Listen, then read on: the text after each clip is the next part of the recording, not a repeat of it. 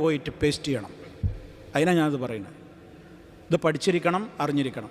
കേട്ടോളൂ, മത്തായിയുടെ സുവിശേഷം 5:27 മുതൽക്കുള്ള വരികളെ വായിക്കുന്നത്. വ്യഭിചാരം ചെയ്യരുത് എന്ന് പറഞ്ഞിട്ടുള്ളത് നിങ്ങൾ കേട്ടിട്ടുണ്ടല്ലോ. എന്നാൽ ഞാൻ നിങ്ങളോട് പറയുന്നു, ഭോഗേച്ഛയോടുകൂടി ഒരു സ്ത്രീയെ നോക്കുന്നവൻ ഹൃദയത്തിൽ ആ സ്ത്രീയുമായി വ്യഭിചാരം ചെയ്തു കഴിഞ്ഞിരിക്കുന്നു. ഉണ്ടോ? സ്വാതന്ത്ര്യം ആയിരിക്കപ്പല്ലാത്ത ഒരു പെണ്ണിനെ അങ്ങനെ നോക്കാൻ പാടില്ല. പെണ്ണിനെ നോക്കിയാൽ തന്നെ അവൻ ഹൃദയത്തിൽ എന്ത് ചെയ്ത് കഴിഞ്ഞപ്പോൾ ആ പെണ്ണിനായിട്ട് വ്യഭിചരിച്ചു കഴിഞ്ഞിരിക്കുന്നു. തീർന്നില്ല. പാപം ചെയ്യുന്നതിന് നിന്റെ വലത്ത് കണ്ണ് കാരണമായി തീരുന്നു എങ്കിൽ അത് ചൂഴ്ന്നെടുത്ത് എറിഞ്ഞു കളയുക. നിന്റെ ശരീരം മുഴുവൻ നരകത്തിൽ തള്ളപ്പെടുന്നതിനേക്കാൾ നിന്റെ അവയവങ്ങളിൽ ഒന്ന് നഷ്ടപ്പെടുന്നതാണ് നിനക്ക് നല്ലത്. കണ്ണുകൊണ്ട് നീ അന്യ പെണ്ണിനെ നോക്കാൻ കാരണമുണ്ടോ? ആ കണ്ണാണ് പിഴുത് ചൂഴ്ന്നാണ് വലിച്ചെറിഞ്ഞളാണ്. അങ്ങനെ ഖുർആൻ പറഞ്ഞിട്ടുണ്ടോ? യന്ത്രിക്കാനാണ് പറയണത്. ഈമാനുകൊണ്ട് യന്ത്രിക്കാനാണ് പറയുന്നത്. ഇവർ പറഞ്ഞ ചൂഴ്ന്നെടുത്ത് പുറത്തേക്കാണ് വലിച്ചെറിഞ്ഞളാണ്. കാരണം എന്താ? ഒരു കണ്ണില്ലാതെ നരകത്തിൽ പോകുന്നതിനേക്കാൾ നിനക്ക് നല്ലത് ഒറ്റക്കണ്ണനായിട്ട് സ്വർഗത്തിൽ പോകലാണ്, എനിക്ക് ജീവിക്കലാണ്.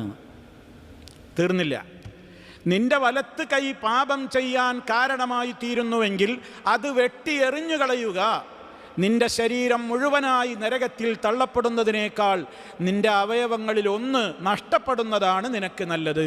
മത്തായി എഴുതിയ സുവിശേഷം 5-ാം അധ്യായം 27 മുതൽക്കുള്ള വചനങ്ങൾ. ഇപ്പം എന്തായി? ഇങ്ങനെ നോക്കരുത്, അവിഹിതമായി നോക്കരുത് എന്നുള്ള കൺട്രോള് സ്ത്രീക്കും പുരുഷനും വരിഞ്ഞു മുറുക്കി സ്വാതന്ത്ര്യം കളഞ്ഞതാ. ഇത് മാനവികതയെ വളർത്തണമെന്നും സമൂഹത്തിൽ സംസ്കാരം വേണമെന്നും ആഗ്രഹിക്കുന്ന മതമുള്ളവർക്കും അല്ലാത്തവർക്കൊക്കെ ഈ ചിന്തണ്ട്. അതിനായി പറയണത്. അവരൊരുപാട് കൈക്രിയകൾ ഇതിലൊക്കെ നടത്തിയല്ലോ. ബൈബിളിലൊക്കെ നബി സല്ലല്ലാഹു അലൈഹി വസല്ലം മൂസാ നബിക്കോ ഈസാ നബിക്കോ ഇറക്കിയവരൊന്നല്ലല്ലോ ഒന്നുള്ളത്. ഒരുപാട് മാറ്റങ്ങൾ വരുത്തിയിട്ട് പോലും ഈ വരികളൊക്കെ ഇപ്പോഴും അതിൽ ഉണ്ട്. ഇനി അടുത്ത സ്വാതന്ത്ര്യക്കേട് നോക്കിക്കോളി. തലമറക്കലല്ലേ ഇപ്പോൾ വലിയ വിഷയം. തലമറക്കലിനെ പറ്റി എന്താ പറഞ്ഞത്? അത് ഒരു തലയാണ് തുറന്നിടുമ്പോഴേക്കാണ് പൊളിഞ്ഞു പോകുമോ? 6-ാമത്തെ വചനം, ശിരോവസ്ത്രം ധരിക്കാൻ വിസമ്മതിക്കുന്ന സ്ത്രീ മുടി മുറിച്ച് കളയട്ടെ. തലമറക്കാൻ വിസമ്മതിക്കുന്ന പെണ്ണ് മുടി മുറിച്ചാണ് കളഞ്ഞോട്ടെ, മൊട്ടയടിച്ച് നടന്നോട്ടെ എന്നാണ്. മുടി മുറിച്ച് കളയുന്നതോ തല മുണ്ടനം ചെയ്യുന്നതോ തനിക്ക് ലജ്ജാകരമെന്ന് ഒരു സ്ത്രീക്ക് തോന്നുന്നുവെങ്കിൽ അവൾ നിർബന്ധമായും ശിരോവസ്ത്രം ധരിക്കണം. തലമറക്കൽ ഫർളാണ്. അല്ലെങ്കിൽ എന്ത് ചെയ്തോ? പാറ്റാൻ മൊട്ടടിച്ച് കളഞ്ഞതാണ്. മുടി പുറത്ത് കാണിക്കാൻ പാടില്ല. എന്നിട്ടാണ് ആ സ്കൂളിൽ മറ്റേ കുട്ടി തലയിൽ തട്ടിട്ട് വന്നപ്പോൾ പൊരി വെയിലത്തൊരു മണിക്കൂർ നിർത്തിയത്. ഒന്ന് ആലോചിച്ച് നോക്കി. അപ്പം ഇസ്ലാം സ്ത്രീ അങ്ങനെ വരിഞ്ഞു മുറുക്കിയതാ. അപ്പം ഇതൊക്കെ നമ്മൾ പഠിക്കുന്നതിന് ആരെയും വിമർശിക്കാനും മറ്റുള്ളവരെ മതത്തെ പരിഹസിക്കാനും ഒന്നുമല്ല. നിങ്ങളുടെയും വേദഗ്രന്ഥങ്ങൾ വെച്ചുകൊണ്ടല്ലേ നിങ്ങൾ ഈ സംസാരിക്കുന്നത് എന്ന് നമുക്കും പറയാൻ സാധിക്കണമെന്ന്. അല്ലെങ്കിൽ എന്താ പ്രശ്നം എന്നറിയോ? മറ്റുള്ളവനിങ്ങനെ വർത്താനം പറയുമ്പോൾ നമ്മളും കുറച്ചൊക്കെ ഓല് പറയണേലും കാര്യമുണ്ട് അറിയും. ആര്? മാപ്പിളേ. കുറച്ചൊക്കെ ഓല് പറയണേലും കാര്യമുണ്ട്. അല്ലെങ്കിൽ ഇപ്പം അങ്ങനെയുണ്ട് ഇതാക്കണോ? 2-3 മുടിയും പുറത്ത് കാണുമ്പോഴൊക്കെ പാണ്ട് പൊളിഞ്ഞു പോകുമോ? ഒരു പെൺകുട്ടി ചോദിച്ചിട്ടുണ്ട്, ഞാൻ അതിലേക്ക് വരുന്നുണ്ട്. ഇനി അടുത്തത് കേട്ടോളൂ.